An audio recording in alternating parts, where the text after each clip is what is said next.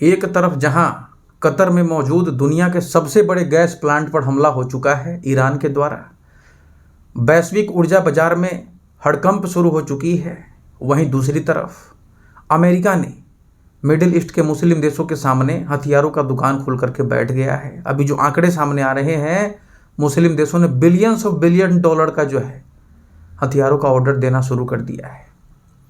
आप जानकर हैरान हो जाएंगे कि यह जो पूरा का पूरा खेल है अमेरिका के हथियार कंपनियों के द्वारा कैसे खेला जा रहा है। आप समझ नहीं पाएंगे, मतलब इतना गहरा खेल है। इजराइल ऐसे जगह पे हमला कर रहा है ईरान को, ताकि ईरान जानबूझ करके ये मिडिल ईस्ट में जितने भी देश हैं उनके एनर्जी इंफ्रास्ट्रक्चर को चोट पहुंचाया जाए, और ताकि पूरे तरीके से ये लोग मजबूर हो जाएं अमेरिका के हथियारों को खरीदने के लिए, जो महंगे महंगे उसके पास हथियार हैं। ये बहुत तगड़ा खेल चल रहा है यहाँ पर जो है इजराइल। क्या अमेरिका के उन हथियार कंपनियों के साथ इजराइल के प्रधानमंत्री का कोई साठगांठ बना हुआ है? क्योंकि अमेरिका के जिन हथियार कंपनियों के हथियार बिक नहीं रहे थे, एक तरीके से गोदाम में मकड़ियाँ उन पर चढ़ी हुई थी, फिर भी ज़बरदस्ती उनको क्यों मिडिल ईस्ट में ज़बरदस्ती धकेला जा रहा है? मिडिल ईस्ट के देशों को अगर आप देखें तो ये लोग चुपचाप अच्छे अच्छे शहर बना रहे थे, प्रोजेक्ट पर काम कर रहे थे। सऊदी अरब जैसा देश नया नया दुबई बनाने की कोशिश कर रहा था, लेकिन इन हथियार कंपनियों ने इन मिडिल ईस्ट के देशों के सारे कमाए हुए पैसों को अब हड़पना शुरू कर दिया है, लेना शुरू कर दिया है। जो आंकड़े आ रहे हैं आगे हम बताएंगे सब कुछ। पेंटागन की तरफ से भी अमेरिकी सरकार से तकरीबन $200 बिलियन का बजट की मांग की गई है। यह सारा खेल लिंक्ड है हथियार कंपनियों से। आप समझ नहीं पाएंगे, मतलब बहुत ही गहरा खेल चल रहा है। आज हम इसको पर्दाफाश करने की कोशिश करेंगे कि कैसे। और आप समझिए एक चीज़ और, ईरान बार बार इस बात को आरोप लगा रहा है कि अमेरिका हमारे ड्रोन का क्लोन बना लिया है। ईरान का कहना है कि अमेरिका हमारे ड्रोन का क्लोन बना लिया है और वह उसी क्लोन का इस्तेमाल करके मिडिल ईस्ट के देशों पर जगह जगह पर हमला कर रहा है या फिर करवा रहा है इजराइल से। और जब हमला हो जाता है तो ट्रंप बोलते हैं हमें तो पता ही नहीं था। ऐसा हो ही नहीं सकता कि उन्हें पता ना हो कहाँ पे हमला हो रहा है, क्या हो रहा है। क्योंकि अगर अमेरिका बैक पीछे होता है तो फिर इजराइल फंस जाएगा। इजराइल बिना ट्रंप के परमिशन के, बिना अमेरिका के परमिशन के कहीं पे भी कोई भी हमला नहीं कर रहा है। यहाँ पर जो खेल चल रहा है ये आप देखिए, भारत को भी इसमें फंसाया जा सकता है। भारत के आसपास जो हमारा पाकिस्तान का, चाइना का बॉर्डर है, अमेरिका हमेशा कोशिश में रहता है कि यहाँ पर युद्ध चलता रहे, भारत को ज़्यादा से ज़्यादा हथियारों की डिमांड बनी रहे, खास करके चाइना बॉर्डर पर। क्योंकि अमेरिका को पता है कि अगर हमारा पाकिस्तान के साथ युद्ध होगा तो हम रसिया से हथियार खरीद लेते हैं, लेकिन अगर चाइना के साथ युद्ध होगा तो वैसे केसेज में हम रूस से नहीं बल्कि अमेरिका से हथियार खरीदेंगे। तो अमेरिकी हथियार कंपनियों से बेहद सावधान रहना पड़ेगा पूरे दुनिया को। ये मिडिल ईस्ट के देश जो है बहुत शांति से तरक्की कर रहे थे लगातार, लेकिन इनके पास जो बैंक बैलेंस था इसका पता तो चल जाता है अमेरिका को, किसके पास कितना बैंक बैलेंस है। अब ये लोग फिर से नया दुबई ना बनाए, नया बुर्ज खलीफा ना बनाए, नया तरक्की ना करें। इससे पहले हथियार कंपनियों ने एक तरीके से इनसे वसूली करवाने के लिए ईरान में कांड करना शुरू कर दिया है, और ईरान बौखला करके वही कर रहा है जो अमेरिका के हथियार कंपनी लंबे समय से चाह रहे थे कि हो जाए। कतर जैसा देश जिसने अमेरिका को कितने सारे पैसे पहले भी दे चुके हैं, सऊदी, यूएई, इन सभी देशों ने बिलियंस एंड बिलियंस डॉलर का अमेरिका में इन्वेस्टमेंट किए हैं, हथियार खरीदे हैं उसके। यहाँ तक कि कतर जो है, अभी हाल ही में ट्रंप आए थे तो उनको एक जंबो जेट, बहुत ही महंगा जेट, प्राइवेट जेट गिफ्ट किया था। लेकिन ये सब कुछ करने के बावजूद भी कतर बच नहीं पा रहा है। ट्रंप दुनिया में मुंह छुपाने के लिए, उन्हें पता है कि हाँ उसने हमें गिफ्ट दिया, लेकिन उसके बावजूद भी उस पर हमले हो रहे हैं। वह बोल रहे हैं कि हमें पता ही नहीं था कि ईरान के इस साइड पे इजराइल हमला करने वाला है। ऐसा हो ही नहीं सकता है। कतर और इजराइल के बीच में जो रिश्ता है बहुत दिन से टेंशन का बना हुआ था, हमास के समय से ही, उसके पहले से भी बना हुआ है। और अब इजराइल वहाँ पर ऐसे एंगल पे हमला कर रहा है ताकि बॉल छिटक करके, गुगली छिटक करके सीधे कतर को लगे, यूएई को लगे, सऊदी को लगे। तो यहाँ पर देखिए, तो सबसे बड़े दुनिया के गैस प्लांट पर हमला कर दिया ईरान ने, और इसका जो असर पड़ा है, मतलब कतर परेशान है पूरी तरीके से। मैं आपको बताऊंगा कितना उसको नुकसान हुआ है, और इसका भारत पे भी बहुत ही बड़ा झटका लगने वाला है। भारत के जो हमारे इंडस्ट्रियल पावर और जो फर्टिलाइजर सेक्टर हैं उस पर सीधा का सीधा इस पर असर पड़ेगा इस हमले के बाद। तब कतर के जो LNG एक्सपोर्ट हैं उसमें बताया जा रहा है कि इस हमले के बाद तकरीबन 17% की गिरावट हो जाएगी। जितना वह एक्सपोर्ट करता था उसमें सीधे 17% की गिरावट। और कतर मतलब बहुत बड़ा अमाउंट जो है दुनिया को सप्लाई करता है एलएनजी का, सबसे ज़्यादा कई बार कहा जाता है कि उसकी तरफ से सप्लाई आता है। तो क्या अमेरिका यहाँ पर जानबूझ करके हमला कर रहा है, कतर को डिस्टर्ब करने की कोशिश कर रहा है ताकि उसका एलएनजी बिके दुनिया भर में?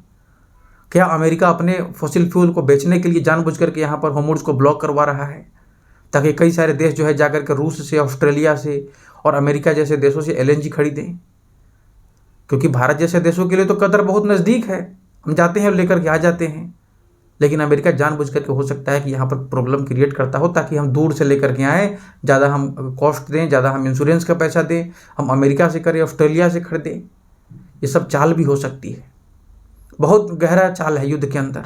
धीरे धीरे हम लोग समझेंगे इसको बहुत विस्तार से। अब यहाँ पर पहले आज समझेंगे कि जो कतर पे हमला हुआ है उससे अमेरिका को कैसे फ़ायदा हो रहा है। अमेरिका ने अपने ही कंपनियों पर हमला करवा दिया। अब समझ सकते हैं, अपने ही कंपनियों को टारगेट करा रहा है अमेरिका, और यही कारण है कि सुपर पावर को उसका सिंहासन डोल रहा है।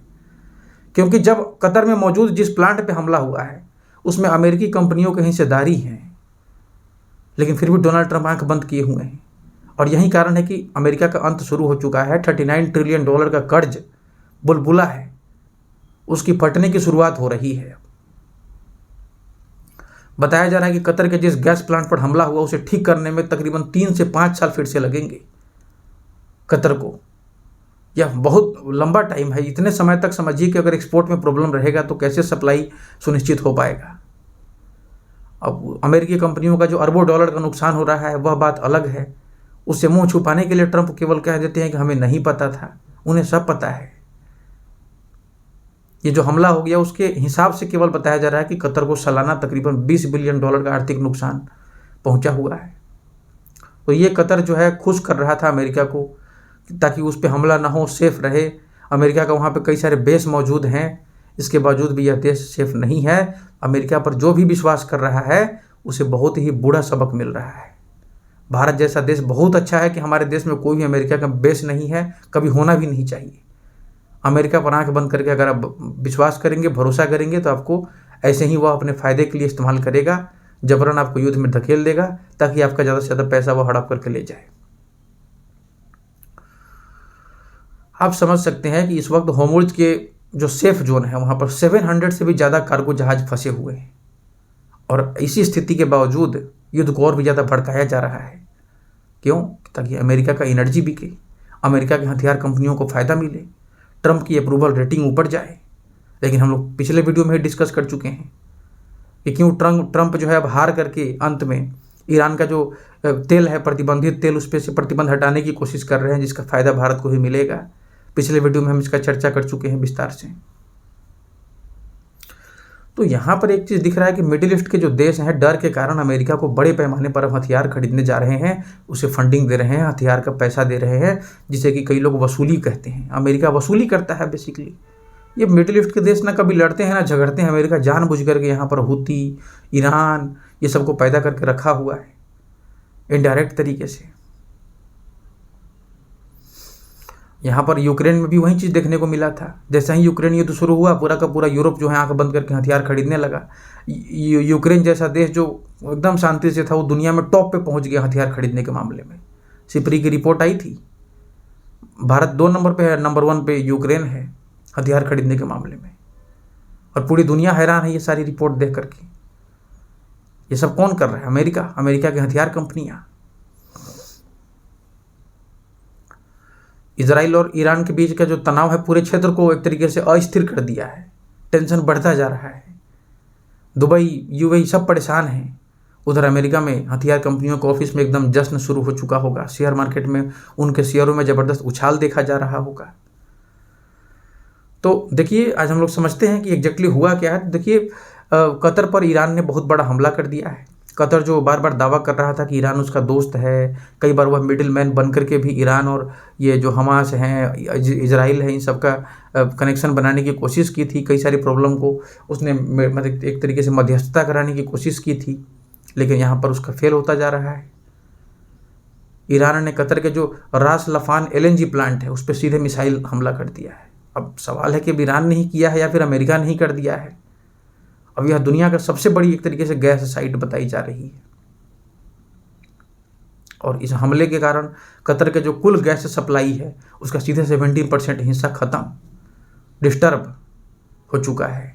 तो सप्लाई चेन पे भी इसका असर पड़ेगा। ये जो बात है रिपोर्ट किया गया है कतर एनर्जी के द्वारा, वो साफ साफ बता रहे हैं कि LNG एक्सपोर्ट कैपेसिटी का 17% ठप रहेगा कुछ समय के लिए, और जो नुकसान हुआ है उसको तकरीबन 3 से 5 साल लगेगा ठीक ठाक करने में पूरी तरीके से।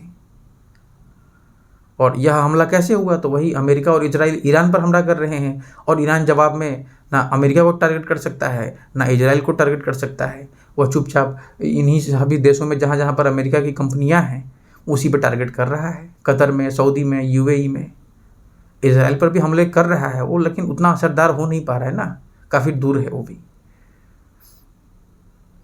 तो ईरान लगातार अमेरिका के जो भी एसेट्स हैं, जो भी एनर्जी फैसिलिटीज़ में उसके कंट्रीब्यूशन है, उसके शेयर होल्डिंग हैं, उनको सीधे सीधे निशाना बना रहा है। और अगर आप देखें तो ये जो रास लफान है केवल कतर का ही नहीं बल्कि पूरी दुनिया का ऊर्जा केंद्र माना जाता था।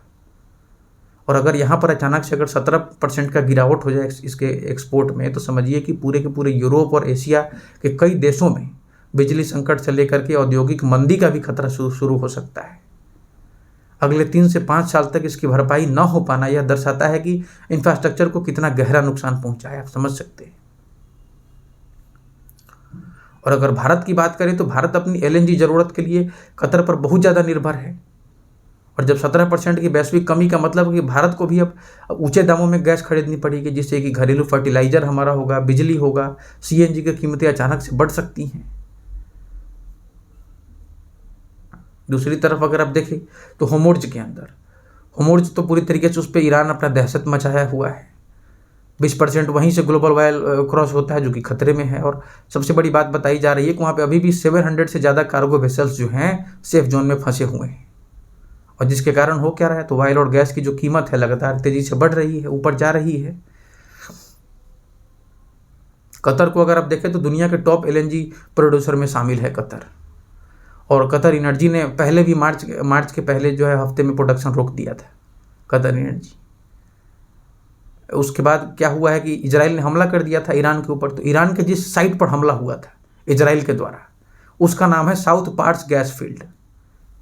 और यह ईरान के लिए लाइफलाइन, एनर्जी के मामले में ईरान के लिए यह जो साउथ पार्ट्स गैस फील्ड है लाइफलाइन माना जाता है। तो उस पर जब इजराइल ने हमला कर दिया तो फिर ईरान तो जवाब तो देगा, रिटेलिएट तो करेगा। और इसने कतर के सबसे बड़े LNG साइट को हिट कर दिया।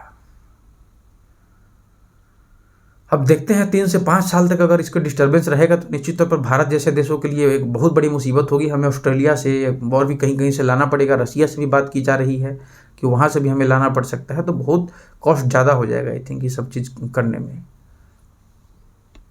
और अगर आप देखें आगे तो यह जो हमला किया गया है दक्षिण पार्ट्स गैस फील्ड पर इजरायली हमले का प्रतिशोध बताया जा रहा है ईरान की तरफ से। मिडिल ईस्ट में अब तक जो है कि प्रॉक्सी वार चल रहा था, छद्म युद्ध चल रहा था, जहाँ पे हूती थे, हमास थे, हिजबुल्ला थे। लेकिन अब सीधे एनर्जी इंफ्रास्ट्रक्चर को निशाना बनाया जा रहा है। यह संकेत दे रहा है कि अब कोई भी रेड लाइन बाकी नहीं बची है मिडिल ईस्ट के अंदर, खुल करके हमले होंगे। अगर आप कतर को देखें तो वह लंबे समय से अमेरिका और हमास ईरान के बीच एक मध्यस्थ की भूमिका निभाता रहा है कतर। लेकिन उसकी धरती पर हुए इस हमले की वजह से जो है सीधे सीधे उसे युद्ध की आग में झोंक रहा है उसे। अब इससे सवाल होता है कि भाई अब इस क्षेत्र में कोई भी देश सुरक्षित है क्या, या फिर तटस्थ रह पाएगा क्या? वो नहीं रह पाएगा तो फिर उसके पास ऑप्शंस क्या है? कतर को बताया जा रहा है कि सालाना तकरीबन $20 अरब का उसको नुकसान हुआ है। यहाँ पर गैस प्लांट में जो भारी तबाही हुई है इसके कारण उसके LNG इंफ्रास्ट्रक्चर को बुरी तरीके से तबाह कर दिया गया है, प्रभावित कर दिया गया है। और इस यूनिट्स को बनाने में जो तबाह हुआ है उस यूनिट्स को बनाने में उसे तकरीबन 2.2 लाख करोड़ रुपए खर्च करने पड़े थे। अब यह पूरा निवेश जो है खतरे में है एक तरीके से। अब समझिए कि अगर सालाना $20 अरब का राजस्व अगर घाटा हो जाए किसी देश को जो कि अमेरिका के सिक्योरिटी जोन में आता है, तो यह सीधे सीधे कतर के GDP और उसके भविष्य के विस्तार योजना को पूरी तरीके से जोरदार झटका दे चुका है। जिस इंफ्रास्ट्रक्चर को खड़ा करने में दशकों लगे थे और लाखों करोड़ रुपए इसमें निवेश किए गए, उसका इस तरह से क्षतिग्रस्त होना जो है सो कतर की आर्थिक स्थिरता को हिला रहा है पूरी तरीके से। और बताया जा रहा है कि जो एलएनजी प्लांट हैं उसमें 17 एलएनजी ट्रेन होता है। इसको हम समझेंगे आगे कि ट्रेन क्या होता है। तो 14 एलएनजी ट्रेनों में से तकरीबन 2 को पूरी तरीके से क्षतिग्रस्त कर दिया है ईरान के हमले ने, और दो जीटीएल सुविधाओं में से एक को भारी नुकसान पहुंचा है। 12.8 मिलियन टन प्रति वर्ष एलएनजी सप्लाई एक तरीके से रोक दी गई है, रुक गया है, और 3 से 5 साल सब कुछ फिट फाट करने में लग जाएगा। तो ये युद्ध तो बस 1 सेकंड में एक मिसाइल आता है उसको 5 साल के लिए पीछे धकेल दिया ना, कतर जैसे देश को, उसके एक्सपोर्ट को, उसके इकोनॉमी को, या अर्थव्यवस्था के लिए 3 से 5 साल का समय बहुत लंबा नुकसान हो सकता है। और एलएनजी ट्रेनों का निर्माण और मरम्मत अत्यंत जटिल प्रक्रिया बताई जाती है। इतनी लंबी अवधि तक उत्पादन ठप रहने का मतलब है कि अमेरिका और रूस जैसे जो अन्य कॉम्पिटिटर देश हैं एलएनजी के मामले में इस खाली जगह को भरने की कोशिश करेंगे, जिससे कतर का मार्केट जो है सो कि मार्केट शेयर जो है हमेशा के लिए कम हो सकता है। जिन देशों को अभी तक वो अस्थायी तरीके से बना हुआ था, दे रहा था, वे लोग रूस से लेंगे, वे लोग अमेरिका से लेंगे। तो इस तरीके से जो कमज़ोर प्लेयर हैं उनको दबा करके ख़त्म किया जा रहा है, उन्हें कमाने भी नहीं दिया जा रहा है एक तरीके से, अगर आप देख सकते हैं। अब एलएनजी ट्रेन का मतलब क्या है? तो ये रेलवे लाइन नहीं है, रेलवे वाली ट्रेन भी नहीं है, बल्कि यह गैस प्रोसेसिंग यूनिट होती है बेसिकली। एक एलएनजी ट्रेन वह पूरी औद्योगिक लाइन होती है जहाँ पर प्राकृतिक गैस को साफ करके उसे ठंडा करके और क्या किया जाता है, तो लिक्विड यानी कि लिक्विड नेचुरल गैस बना दिया जाता है ताकि उसे जहाज़ों से आसानी से एक्सपोर्ट किया जा सके। तो अब एक प्लांट में कई ट्रेन्स होते हैं क्योंकि लाइन होती है कई सारी। तो अगर किसी एलएनजी ट्रेन को नुकसान होता है तो सीधे सीधे गैस उत्पादन और सप्लाई कम हो जाएगा उसका। अब यहाँ पर अगर देखें आप तो इटली, बेल्जियम, दक्षिण कोरिया और चीन को सप्लाई प्रभावित हो जाएगी। यहीं से उनको लाइफ लाइन बनी हुई थी उनके लिए यहाँ से। और दूसरी तरफ कतर है, उसको अब लॉन्ग टर्म कॉन्ट्रैक्ट्स पर एक तरीके से फोर्स मेज्योर भी उसको लागू करना पड़ सकता है। यह क्या होता है हम समझेंगे आगे, फोर्स मेज्योर क्या होता है। यानी कई देशों में गैस सप्लाई बाधित होने का अब खतरा आ चुका है। अब कतर अब फोर्स मेज्योर लागू करने वाला है। ये बड़ा भारी शब्द है, इसका सीधा मतलब है कि भाई मेरे बस का नहीं है, ऊपर वाले की मर्जी थी, कुछ गड़बड़ हो गया। हमारे यहाँ कहते हैं ना किस्मत खराब थी। तो उसी तरीके से हम कोई कमिटमेंट पूरा नहीं कर पाते हैं, डिलीवरी नहीं कर पाते हैं कस्टमर को चाहे क्लाइंट को, तो उस केसेस में ये फोर्स मेज्योर होता है। ये सारा डील के समय ही लिखा हुआ होता है। तो यहाँ पर यदि कतर को एलएनजी कॉन्ट्रैक्ट पर फोर्स मेज्योर यानी कि ऐसी स्थिति जहाँ पर कंपनी जो है अपरिहार्य कारणों से गैस देने में असमर्थ हो जाए, लागू करना पड़ता है, उसे लागू करना पड़ेगा मजबूरी में। तो यह वैश्विक बाजार में कतर की विश्वसनीयता पर भी सवाल उठा देगा। और इटली, बेल्जियम और दक्षिण कोरिया जैसे जो देश हैं जो अपनी ऊर्जा सुरक्षा के लिए कतर पर निर्भर हैं, अब नए विकल्पों की तरफ आगे बढ़ेंगे, जिससे वैश्विक ऊर्जा गठबंधन बदल सकते हैं। अमेरिका की एंट्री हो सकती है यहाँ पर। और अमेरिका चाह भी रहा है कि उसके हथियार भी बिकें, उसके एलएनजी भी बिके, उसके फॉसिल फ्यूल भी बिकें। रसिया भी यही चाह रहा है और दोनों मिला हुआ है इस वक्त, ट्रंप और पुतिन। अब चीन है और दक्षिण कोरिया है, ये औद्योगिक दिग्गज हैं एशिया के अंदर। ये लोग, इनकी इंडस्ट्री की अपने पूरे पर एक लेगेसी है। अब इनको अगर सप्लाई बाधित होने से समझिए कि वैश्विक मैन्युफैक्चरिंग लागत बढ़ जाती है। वहीं अगर आप बेल्जियम या फिर इटली जैसे यूरोपीय देशों की बात करें तो सर्दियों में उनकी हालत बुरी हो सकती है। हीटिंग की समस्या से लेकर के बिजली की कीमत जो है सो आसमान छू सकती है। यह संकट सीधे तौर पर जो है आम जनता की जेब पर असर डालेगा।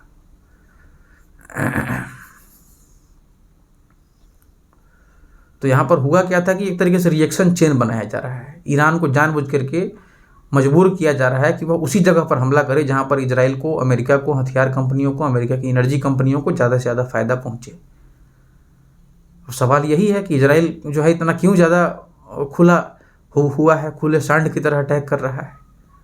इजराइल ने पहले एक तरीके से अगर आप देखें तो ईरान के गैस इंफ्रास्ट्रक्चर पर हमला किया, जो हमने बताया आपको पहले भी।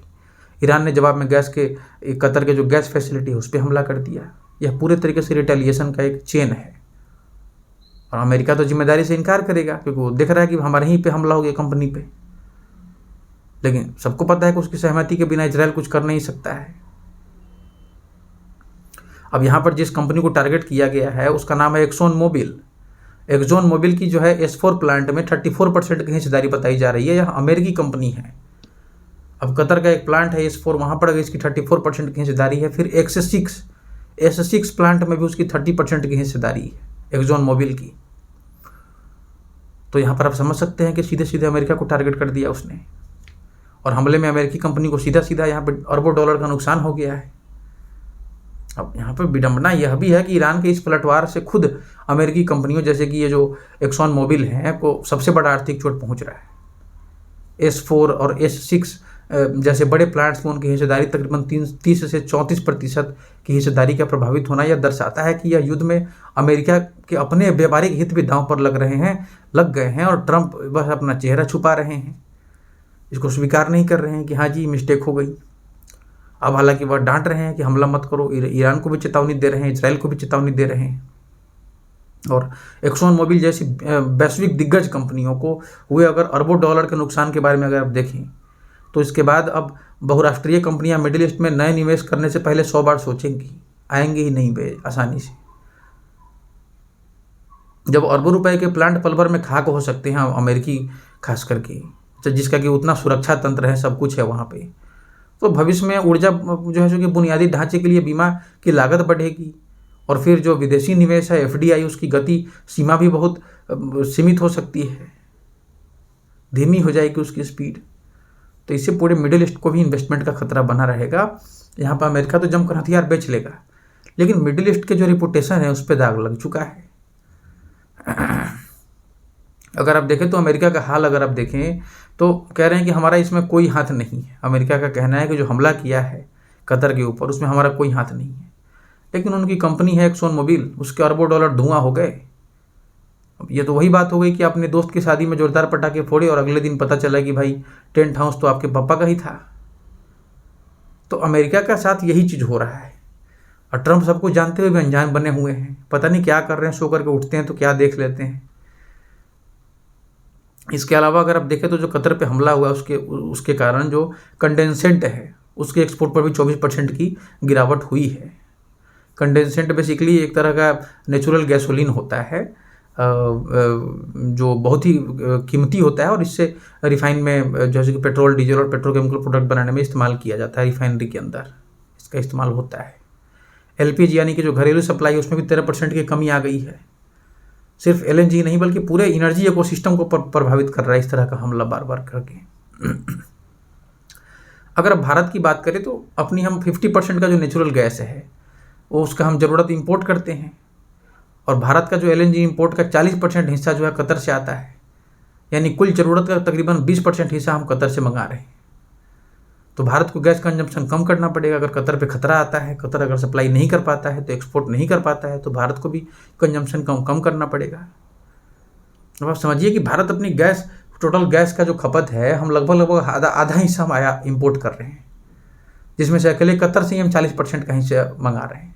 तो गणित सीधा है, हमारी कुल राष्ट्रीय ज़रूरत का 20% हम एक तरीके से कतर के जो रास लफान है जैसे संयंत्रों से मंगा रहे हैं, प्लांट से मंगा रहे हैं हम।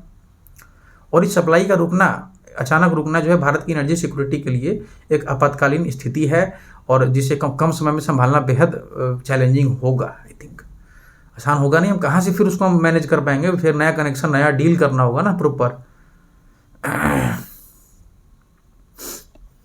इसके कारण होगा क्या कि हमारे जो इंडस्ट्रियल सेक्टर हैं उसमें गैस यूजेस घटाना पड़ेगा, पावर सेक्टर पर भी सबसे ज़्यादा असर पड़ेगा इसका। इंडिया के डेली गैस कंजम्पशन भी अगर आप देखें तो 189 MMSCMD है, यूनिट है ये, और डोमेस्टिक प्रोडक्शन जो है चूँकि हमारा 97.5 ही है MMSCMD, इतना ही है हमारा, कम है, यानी कि लगभग हम आधा पे ही प्रोडक्शन कर पा रहे हैं। यानी कि अगर आप देखें तो हमारे पास मांग और आपूर्ति के बीच एक बहुत बड़ी खाई बनी हुई है, और पावर सेक्टर यानी कि जो बिजली उत्पादन है और फर्टिलाइजर इंडस्ट्री है पर इसका सबसे बुरा असर पड़ेगा। यदि अगर आप उद्योगों को मिलने वाली गैस कम हो जाती है तो सीधे मैन्युफैक्चरिंग की रफ्तार धीमी हो जाएगी, जिसके कारण हमारा जो GDP का जो रफ्तार है उस पर निगेटिव असर पड़ेगा। अब लाइट अगर चली जाएगी तो लोग क्या बोलेंगे, ट्रांसफार्मर उड़ गया, पहले बोलते थे लोग, लेकिन अब क्या बोलेंगे कि कतर वाला जहाज आया ही नहीं, या बीच में फट गया, या फिर उसके प्लांट पर हमला हो गया। सीधे सीधे वहीं से इंडिकेशन आ रहा है।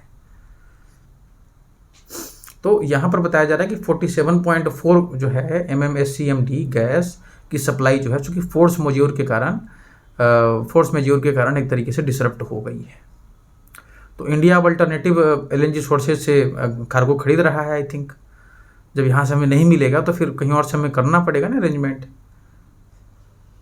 एनर्जी सिक्योरिटी फिलहाल जब तक ये मिडिल ईस्ट में टेंशन बनी रहेगी तब तक हमारे लिए सबसे बड़ी चुनौती भी रहेगी। अब गैस सप्लाई में अगर आप देखें तो अगर 47.4 MMSCMD का अगर नहीं मिले, हमें फोर्स मेज्योर हो जाए के कारण भारत को अब एक तरीके से स्पॉट मार्केट से महंगी एलएनजी खरीदनी पड़ेगी। जब कतर जैसे भरोसेमंद जो लॉन्ग टर्म पार्टनर से सप्लाई अगर रुक जाएगी तो अंतर्राष्ट्रीय बाजार में कीमतें आसमान छूने लगती है। इसका सीधा असर सीएनजी की कीमतों पर और पीएनजी के बिलों पर दिखने लगेगा, जिससे आम आदमी के जेब पर बोझ पड़ेगा। अब यहाँ पे अगर आप देखें तो भारत अब वैकल्पिक एक तरीके से एलएनजी स्रोतों की ओर देख रहा है। अमेरिका, ऑस्ट्रेलिया, रूस। लेकिन अब इन लोगों से अगर आप तत्काल बड़े कार्गो का अगर इंतजाम करेंगे तो आसान होगा नहीं। यह संकट भारत को एक सोचने पर मजबूर कर सकता है कि हमें अपनी ऊर्जा जरूरतों के लिए केवल एक क्षेत्र जैसे कि मिडिल ईस्ट पर निर्भर नहीं रहना चाहिए, बल्कि एक डाइवर्सिफिकेशन, हमें एनर्जी बास्केट जो है उस पर हमें ध्यान देना पड़ेगा। उसको ये पूरा का पूरा घटनाक्रम रेखांकित भी कर रहा है। अब ट्रंप तो चेतावनी दे रहे हैं, डोनाल्ड ट्रंप जो है चूंकि नेतन्याहू को चेतावनी दे रहे हैं कि ईरान के गैस संयंत्रों पर दोबारा हमला मत करो। ट्रंप बार बार ये भी कह रहे हैं कि मैंने साफ कहा है कि ऐसा मत करो, और अब वो ऐसा नहीं करेंगे।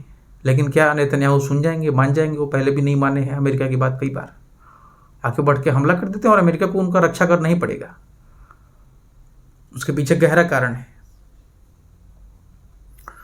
अब ये ट्रंप का जो बयान है, इजराइल के एक तरीके से ये साउथ पार्ट्स गैस फील्ड पर जो हमले हुई है ईरान वाले जो साउथ पार्ट्स गैस फील्ड था, उसके बाद ये बयान उनका आया है। तो यहाँ पर जो है अगर आप देखें तो ईरान को भी उन्होंने धमकी दिया है कि अगर ईरान दोबारा कतर पे हमला करता है, कतर की एनर्जी फैसिलिटी पे, तो हम उसके ईरान की एनर्जी इंफ्रास्ट्रक्चर को तबाह कर देंगे। इस तरह की बयान उनकी तरफ से भी आ रही है, ट्रंप की तरफ से। और अमेरिका कह भी रहा है कि हम इस ऑपरेशन में पूरी तरीके से शामिल नहीं थे, लेकिन सब सूत्र बता ही रहे हैं कि वाशिंगटन की पहल की जानकारी थी, सब कुछ पहले से पता था। अब ट्रंप जो है अमेरिका के सैनिक ईरान के ज़मीन पर भी उतारने के लिए तैयार नहीं हो रहे हैं, बस वो हवाई हमला में ही लगे हुए रहेंगे।